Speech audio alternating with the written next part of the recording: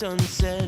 Days that can't be counted by the time till rent. Tomorrow's just another like the one that comes next. The corner of the highway that leads to the job, at the desk by the boss with the elegant watch. The tick of the clock and the tick of the clock mark the moments till the ticking stops. We got a great podcast today. We have three guests. We have Dr. Jo MacArthur, who is a former assistant chief who served with the Los Angeles Police Department for 35 years. During her LAPD tenure, MacArthur oversaw implementation of the 2001 Department of Justice consent decree requirements, all interest level and in-service training, the 911 Center, recruitment and hiring, internal behavioral science services, and the internal dispute resolutions program. Her expertise revolves around curriculum design, employee wellness, police tactics, and conflict management. Dr. Luann Pannell is the Director of Instructional Design and Academic Innovation for the Policing Leadership Academy at the University of Chicago Crime Lab. Dr. Pannell joined LAPD in 2000, where she supported officer and organizational wellness as a police psychologist at Behavioral Science Services until 2005. She was then promoted and served for 18 years in the role of Director, Police Training and Education. Tyler Dean Kempf is the creative director of Second City Works. He is an award-winning Second City trained improviser, writer, director, and learning facilitator who has been teaching the tenets of improv to business leaders around the world for over a decade. This is a really interesting podcast. Enjoy it. Sandy, Jo, Luann, Tyler, welcome to the pod. Hello. Good morning. Thanks for having us, Kelly. All right. Sandy, Jo, can you tell us a bit about the University of Chicago Crime Lab and the Policing Leadership Academy? Sure.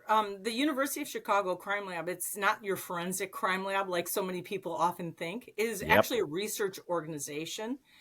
And it's an organization that likes to apply data-driven, evidence-based approaches to studying how you can reduce crime in cities and how you can reduce the violence associated with crime. It was founded in 2008. And what was really interesting about it is a collaboration with policymakers, city policymakers, as well as law enforcement agencies, and then community organizations. So it sort of has all three rungs of the stool, the important components. And they really wanted to bring it together with people who have expertise in those areas to see what they could find about strategies to reduce gun violence, how to reform the criminal justice system in a manner that's going to positively affect all of those three components. Really, a lot of their focus was on not just reforming the criminal justice and reducing violence, but looking at youth intervention programs and things like that. So throughout their tenure, and I've been involved with them for several years now, they've done a lot of really interesting research projects that a lot of universities just don't touch. And the Policing Leadership Academy is one of them. So it's really, the concept behind the Policing Leadership Academy is that if we train police leaders that are at the precinct divisional level, that are responsible for a certain footprint within the larger agency's jurisdiction, that if we train them in data-driven practices, that they will actually be able to be more effective than they currently are at reducing crime and violence without totally destroying relationships in the community.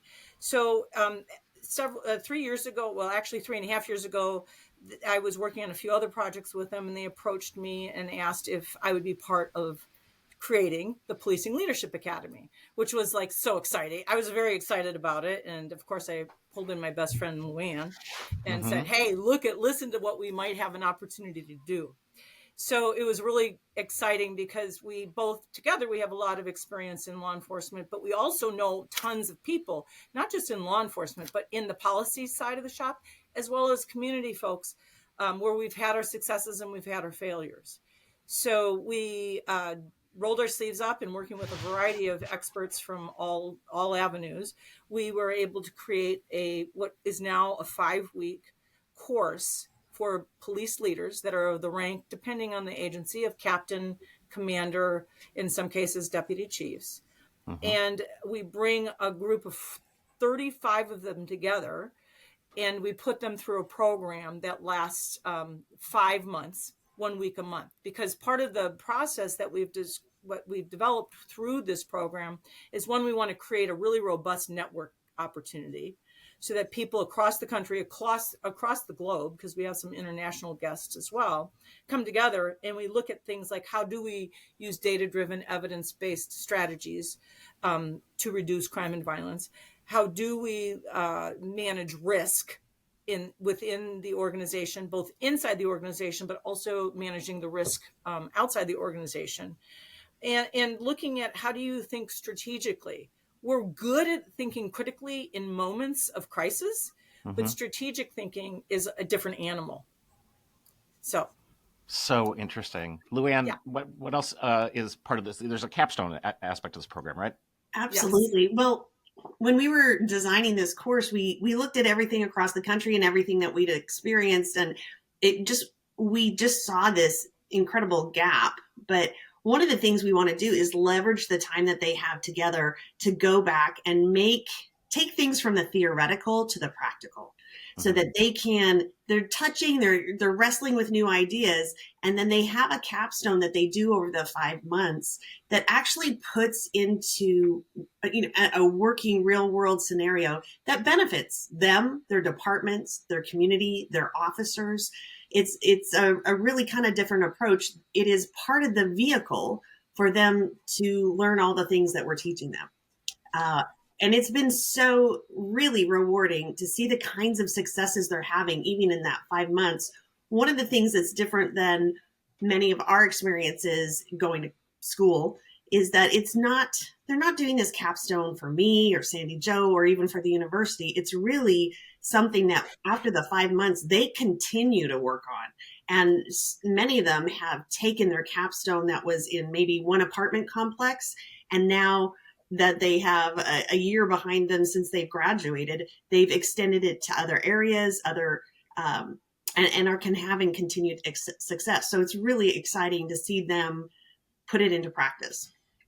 Tyler, why would Second City be in this conversation? Great question. No, when Sandy Jo and Luann asked us to come and present one of our applied improv workshops with this group, we wanted to focus on presentation skills, communication, storytelling. And that's our bread and butter, right? For over almost 40 years, we've been delivering that type of training to every level of employee, from CEO down to intern, at every industry around the world. And this was an opportunity for us to bring our teachings to a community that maybe we haven't worked with in the past, and we feel like we could really provide helpful insights and skill building that can improve not just their ability to communicate and storytell, but their relationships with their communities, and ultimately, provide opportunities for collaboration across differences. And so we're so grateful to be in that space, so grateful to work with all of those amazing participants, and to see them, I would say, lean in more than they ever expected to within the first 30 minutes of our program. Yeah, so Tyler and I were in the room with our colleague Tree Branch, and I was surprised at how quickly these folks responded to these improv exercises. They seemed to be putting 2 and 2 together even before we started doing the debriefs. Was that Sandy Jo and Luann? Was that your experience with watching this? Absolutely. Yeah, 100%. And I just want to say something, Kelly, because Tyler, you triggered a thought. Luann and I are constantly looking at what could improve our learning in these classrooms. So prior to even the stars all aligned with you all, prior to actually speaking with you, Kelly and Tyler, Luann and I are going, we need a block on how to tell your story. Because Luann always says, cops are like dropped into a scene and they have to improv every single thing they do in the field. And I love that thought process.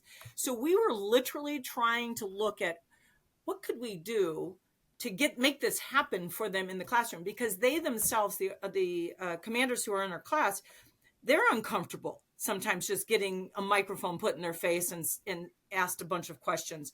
So we were trying to figure out how to do this when the stars aligned and the crime lab introduced us to the two of you. So I will just say something was in the works, far outside of our control. And it was perfect timing because so much is happening out there with our guys in the field every day, our men and women in the field every day, that what you are offering to us and what you taught us in that first class and what you saw where they leaned in immediately is because this is what they have to do every day. We just don't call it improv. Yeah, that's right. And I should say we had a bit of a warm up because Tyler and I and Tree spent a week at Quantico at the FBI National Academy, and they roped us into leading a couple classes. And there as well, the response was terrific. And I guess we shouldn't be surprised after so many years, but this is not an audience necessarily that we think is. I would assume a level of wariness with the improv guys when they walk in, and maybe that was there, but it was gone so quickly because, of course, then they're in playful practice with these embodied skills building around the things that are so essential. So, Tyler, what I thought was really interesting, because we sort of started with classic improv stuff, but then you ended up doing storytelling that you were drawing from classes you taught at Columbia College. Absolutely. I think it's important for anybody, whether you're putting a presentation together and trying to get someone to hop on board with an idea that you have, or if you're speaking to press or you're speaking to somebody at a community meeting, it's important to understand the foundations of storytelling. We all have those skills in our bodies, right? We, as human beings, we are innate storytellers because it's been our form of communication since we were sitting around the fire and telling our tribes how we got dinner that night, right? Mm-hmm. And so just to take it down to the bare minimum and talking about before and after, beginning, middle, and end, and really kind of giving them that foundation as to why we are going to explore these skills and the structure in which we want to try to stay within as we're communicating our story. While also making a connection. And a big part of that from our perspective at Second City Works is about meeting our audiences where they are. Mm-hmm. Really, truly understanding who we're speaking to, what their goals are, and then challenging ourselves to remove any information that might be irrelevant to them and focusing on the information that is truly relevant to them.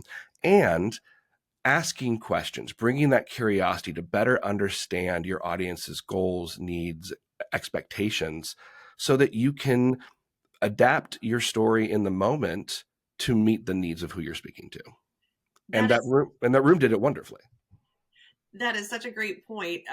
One of the things that we see with our participants is just they have many audiences that they're speaking to, mm-hmm. and sometimes they focus so hard on being right and getting it right and perfect that they can sound robotic. And what concerns me is, when you spend time with these individuals, what a big heart they have and how much care they have for the community and for their officers. But communication is everything. And mm-hmm. so that doesn't come across. Sometimes you just have that one moment, that one either media or a community meeting, and you feel like if you blow it, how do I recover from that? And so giving them the opportunity to be spontaneous, make mistakes, and kind of even laugh at themselves in their communications, getting to the place where their humanity can be expressed in it, because it's there. And it just breaks my heart when it's just behind a script. When you have that improv moment, I think they want to engage it, but giving themselves permission to do it is another thing. Well, and also because we're many selves. We're, so, and that's not a thing that gets taught, but is true. You're going to behave in one way with one person, with your colleagues differently, when the door is closed differently. And when you do these exercises, you are allowing yourself to embody these different selves. And it's not really role playing. That's the other thing, which is, I think, what traditionally people would think. It is specific skills building, like an orchestra member would need to work on their scales, or a person in sports would, work on their batting and then their fielding and all those things. And so I remember, Sandy Jo, I think you were even saying to me, like, because we did not pre-plan anything, right? We just had a conversation. You let us come in, and you're like, you guys were hitting our points. Yeah, Kelly, to your point, you guys, Tyler just talked about curiosity. Luann and I drive curiosity, like in everything we do in this course. We talk about it in terms of when you're interacting with people, but realistically, we really push it when we're talking about conflict. And so much of what police do is manage conflict. Sometimes they're the focus of the conflict. Sometimes they're jumped into the middle of the conflict. Sometimes they have no idea what the conflict is. And we have a tendency in law enforcement to say, always act like a cop, always be professional. And professional comes across as being hardened. Professionalism sometimes can come across as being like looking like you don't care, just the facts, ma'am, right? Mm-hmm. And so what we use is the term curiosity to break that, right? You want to be professional, but curiosity, genuine curiosity, makes you want to really listen. And key to so much of what we do in policing is to listening, whether it's one-on-one with a victim, one-on-one with a suspect that we're trying to question, or we're at a big community meeting. If you are not truly actively listening, you're going to miss all kinds of really critically important pieces. So when you guys came in, I mean, Luann and I participated because we wanted to, and it was so grateful that you did. It was awesome. But I also have to say, I kept wanting to find Luann and say, oh my gosh, this is it. This is what we talked about. And so afterwards in our debrief, why we were so excited about it and why I think that you saw so much right away from everybody leaning into it is because intuitively cops at every level know that we have to do a better job with communication. And that's what you were teaching. You were teaching ways in a fun, not so boring kind of way. You were teaching and reinforcing active listening skills, but you were also giving them skills in the improv, what we call the improv now, world of policing, where you never know what's coming at you. And if you aren't really leaning in and listening, your improv can fall flat and in many cases actually backfire on you. So the last piece I'll say on this one, Kelly, and I'll turn it back over to you. When we teach tactics, for example, in the field, we are telling them all the time, have your head on the swivel, keep your eyes out, because you might go in thinking, oh, this is a robbery in progress, and it might actually be something else. And you can't make a mistake there because that can be deadly, right? And crucial. So this just brings that, in my opinion, sort of aligns the everyday communication in tough situations with what we teach tactically. But we just don't teach it in the way you guys teach it in most policing environments. So Luann and I are using the language now. It's you drop a cop into a call and it's improv from the start. Right. Yeah. So it's kind of a cool, you've shifted our language a bit on that. So I love it. And I think, and I remember this from, we were observing classes at Quantico, and Tyler, I think you and I were in our friend Vince's class, which was this entire, the class, it was a case study and there was footage and it was not pretty. Yeah. But the lesson at the end was like, and sometimes you do nothing. Which was fascinating to me because it's like you're talking to a bunch of people whose instinct is to go through a wall, and that ability to pivot is hard, and it requires a level of practice because you can get the knowledge, but unless you have know what it feels like to stop where you're going, I don't know that you can. I mean, Tyler, is that your experience? Absolutely. I think one of the things that I love so much about the work that we get to do and the opportunities we get to provide our participants is, even though each individual exercise is chosen for a specific skill that we want to unpack during the debrief of the exercise, there are lessons that are taught just by participating in all of them. And one of them is just that ability to be agile. Right. To just pivot in the moment, even if we're not focused on agility in that particular exercise, it's challenging them to be open to opportunities and making new choices. And the other thing that I want to go back to something that Sandy Jo said earlier is the other skill that I think is incredibly important, especially for these participants, that they get to practice through the entire time of our workshop, is the skill of being vulnerable. Mm.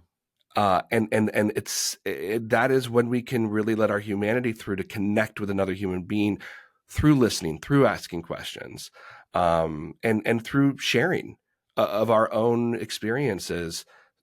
Because if we're in that moment truly being present for that other person is going to naturally mirror our own behaviors, and we'll be vulnerable together and connect on a more deeper human level to move forward together.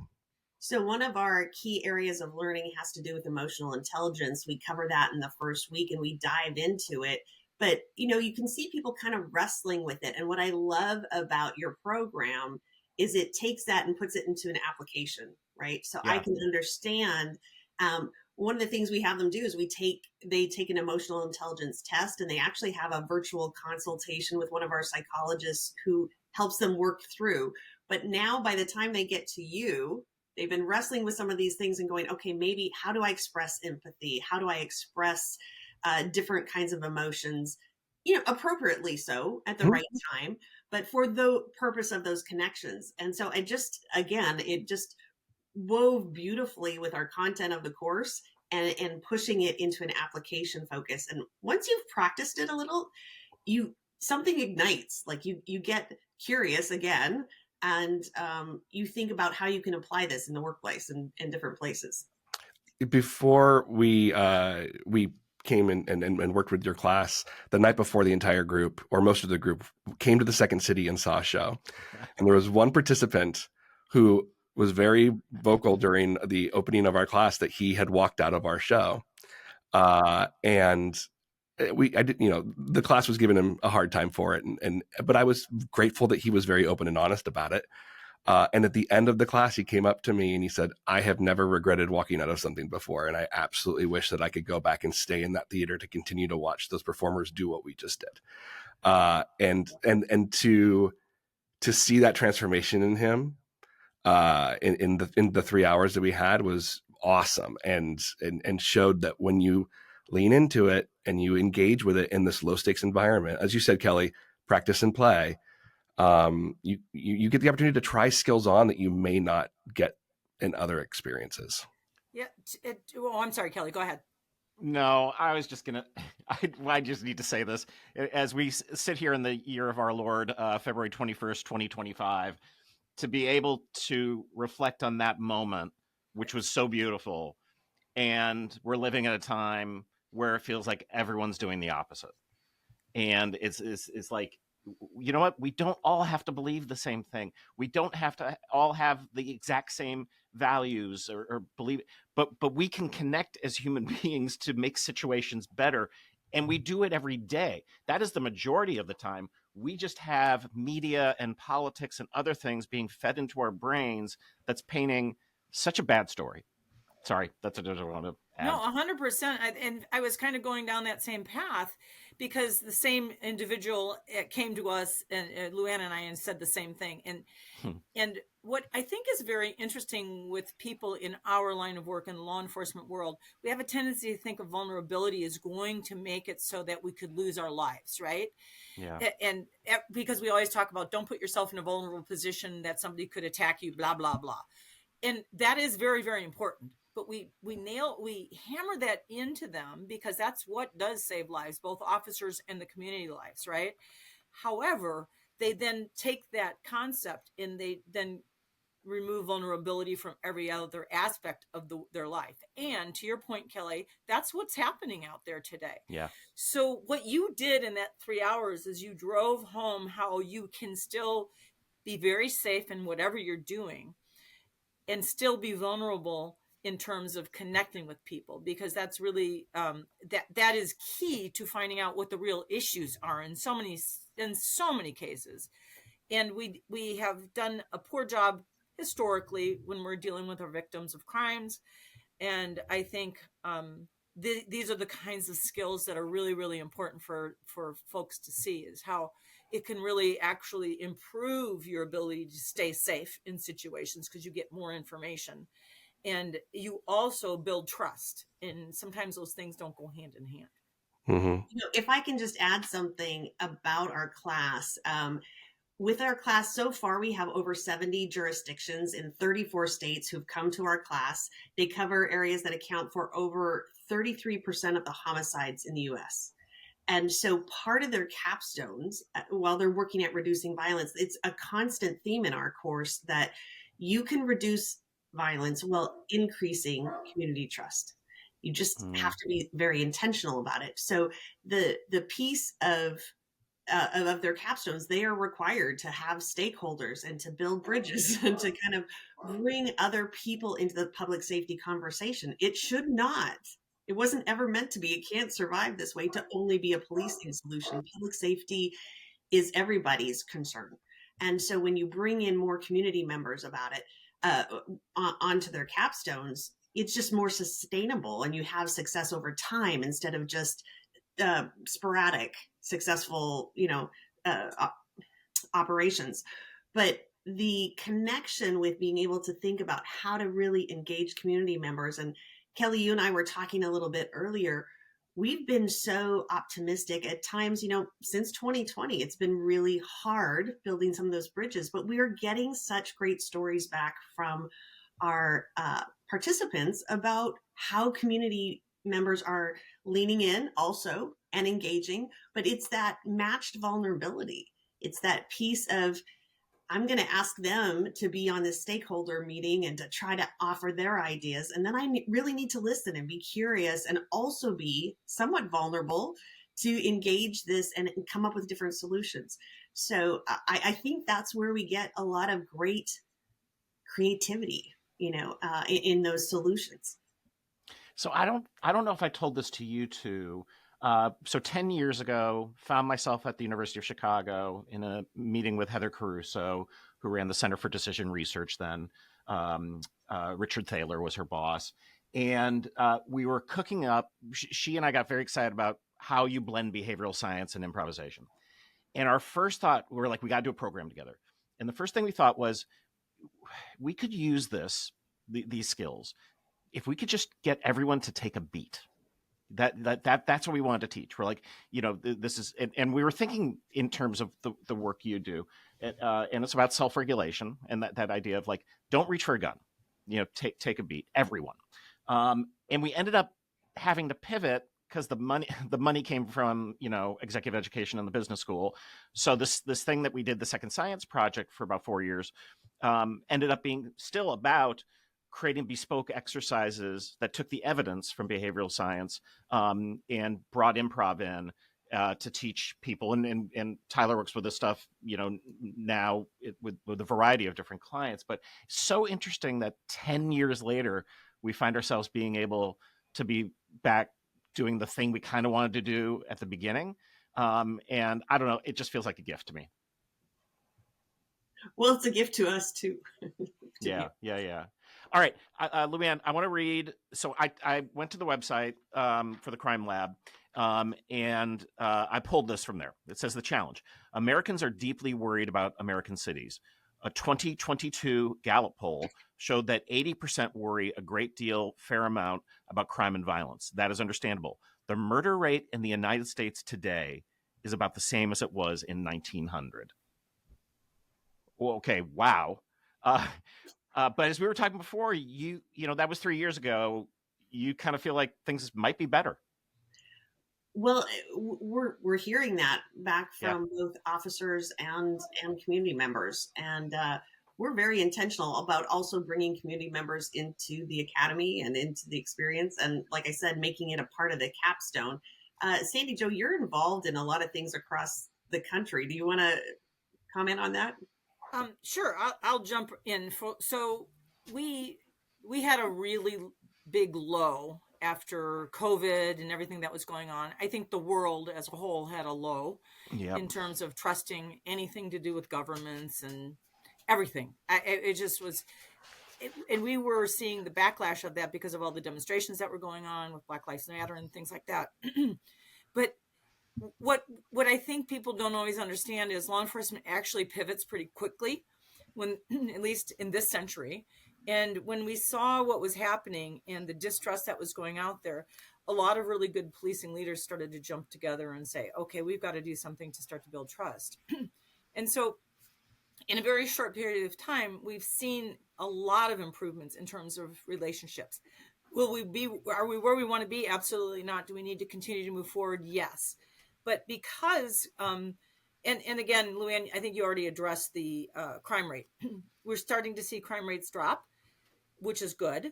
And sometimes people will tout, oh, our crime is as good as it was, in 2017. And then I say, yeah, but is it as good as it was, in 2014 or whatever, right? Yeah.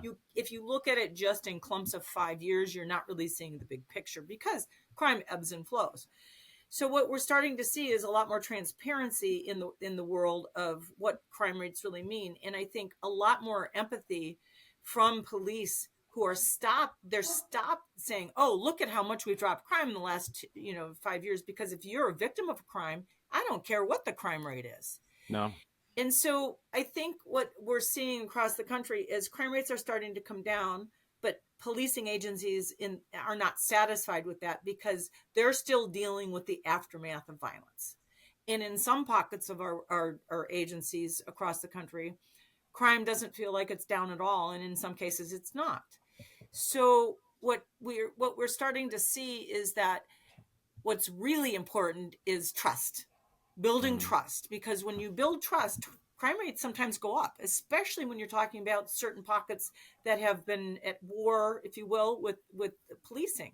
So when you start to build trust, then they're more comfortable coming forward and saying, hey, I've been a victim of a crime, or hey, this officer got heavy-handed with me. So a lot of times as trust builds, crime rates and complaints start to go up, and then they start to go down, because now we're starting to find the real problems, and now we can work on them collaboratively with our community partners. So it's a complex dynamic. That's fascinating. Yeah. And Tyler, so Tyler and I were in a meeting before this because we are building a class with our friend Mark to pitch to Kellogg. And it's for the business school. And that class is about trust and relationships. Mm-hmm. So Tyler, let's just riff a little bit, because you and I have been talking about this very idea. Like, they don't teach trust in business school. I don't know where they teach, ethics program, like, CCD. I don't know, but it's crucial for everything. Absolutely. And the basic skills that we teach in our workshops are the foundations for how to build trust, right? Yeah. Yeah. How to earn that psychological safety from someone else or from a room, and how much that can positively impact you together and also you as an individual. And so being a thoughtful listener, really engaging all the way through when someone is speaking to you and not getting lost in your own thoughts in the moment, asking questions with authentic curiosity, and providing structure to have conversations when there are disagreements that allows for a moment of gratitude before sharing your own perspective. Those are the small things that we can do that are the bricks that you can build to get to that moment of trust. And that trust, like you said, Kelly, can be, we've spoken about this. There's trust that can be just in that moment, and there's relationships that are just for a short amount of time. But then there's also relationships and trust that can be long lasting, even if you don't speak to each other for 5 years at a time. So here's an example too. I just a quick example, and then you riff on that. But one thing that we do before we go out on stage at Second City or before a workshop is we pat each other on the back and say, "Got your back." That is a trust ritual, and I can tell you, it makes me feel more energized going into the room. It makes me feel like, because I know it's true, and I know that, like, if I flounder at a moment, Tyler's going to pop in, and vice versa. And this idea of, like, two improvisers on stage, what they know is that the other person's job is to save them. Absolutely. And that is a fantastic mindset to walk through the world with. I would build on that and say, it's not just that they're going to save me. It's that my job is to make my scene partner look like a rock star. Yeah.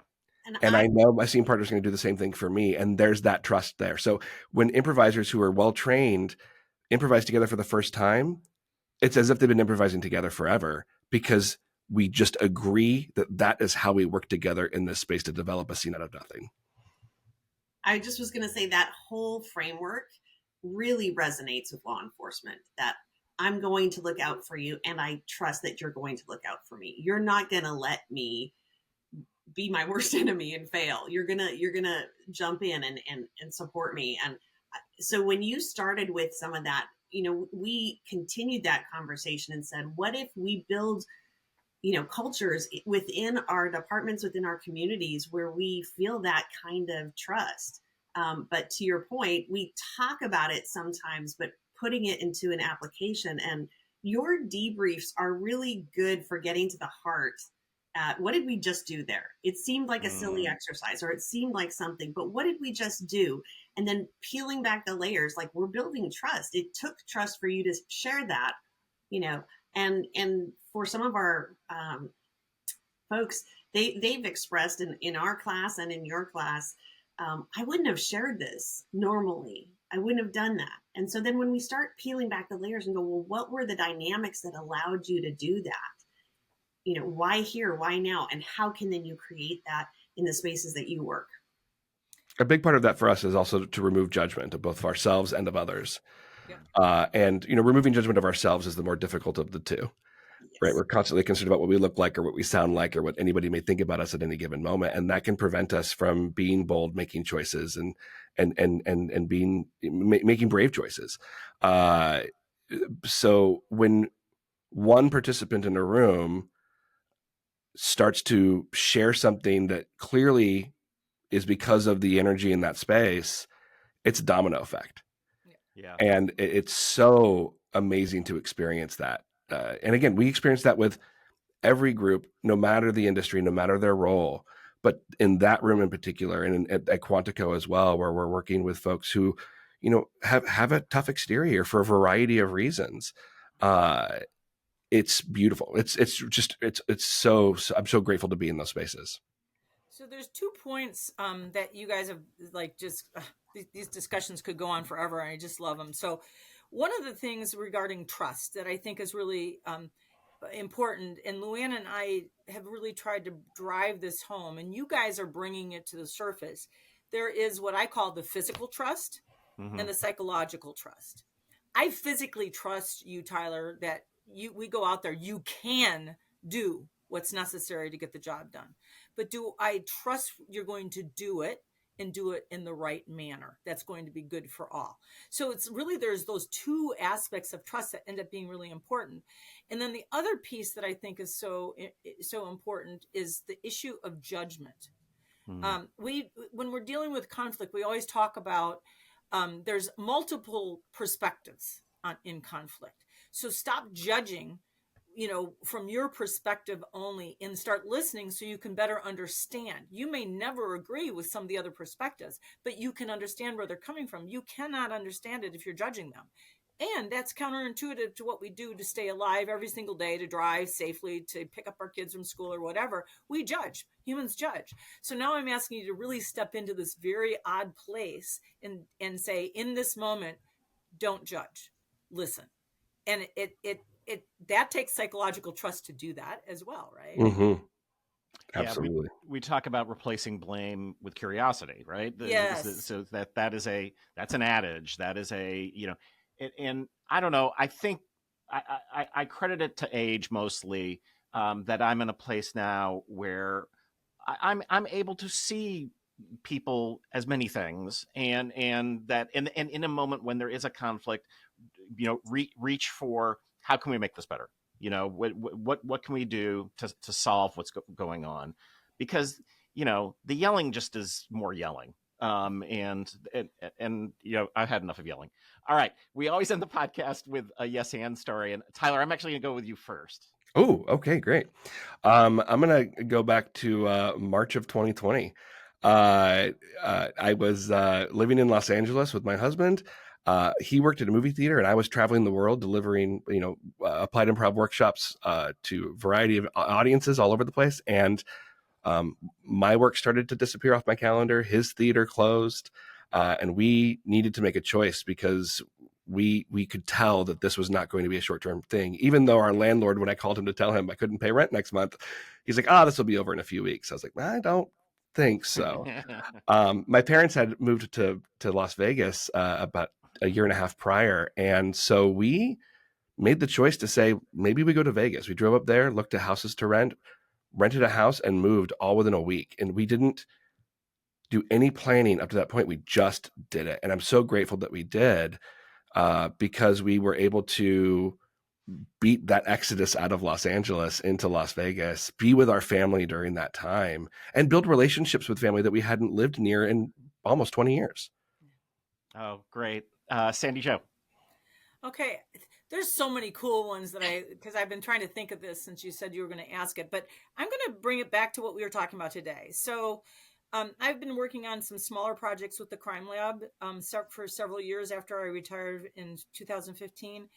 And the then executive director, Rosanna, came to me and said, "Hey, SJ," and she poses this gigantic project for the Policing Leadership Academy and tells me it's going to be a randomized control trial.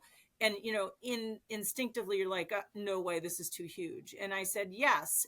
And I'm going to bring in several people that are going to help me create this curriculum, that this curriculum is going to be the best thing since sliced bread, literally, for law enforcement.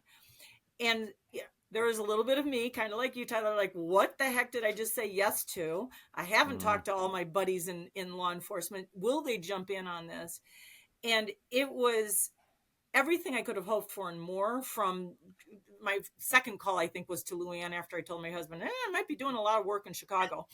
And then, I call Luann, she's still working and at LAPD. And I know there was a lot of issues, but I call Bill Bratton, I call Charlie Beck, I call Larry Snelling, I call Luann Pannell, I call General Stan McChrystal, right? I call people from all over the country, all walks of life. And the first thing they say is, I'm in. And I never, ever expected us to be here talking to Second City about how you can come in and teach a class in a policing leadership academy. So again, you guys were another one, yes, and bring them in, let them teach it. I don't want to make this class up. They got the experience. So there's a lot of yes ands that I think are really cool and valuable. So I loved that exercise. Luann, I'll throw it to you. Okay, well, kind of to Sandy Jones, that's just a great example, even saying yes to this project. But just to give a different perspective, back at LAPD, I was asked to rewrite some curriculum that was done for our officers regarding working with gang interventionists. And when this first came about, it was kind of a real stretch for people to get their arms around how are we working with former gang members to reduce crime and violence in the neighborhoods that we're working. And so I brought together a group of seasoned gang detectives and also these gang violence interrupters. And you're kind of like, how's this going to go? So the yes was, of course I had to do it. It was my job, but also how much do I dive into this? Because I could just give them an outline and say, hey, please give me your feedback.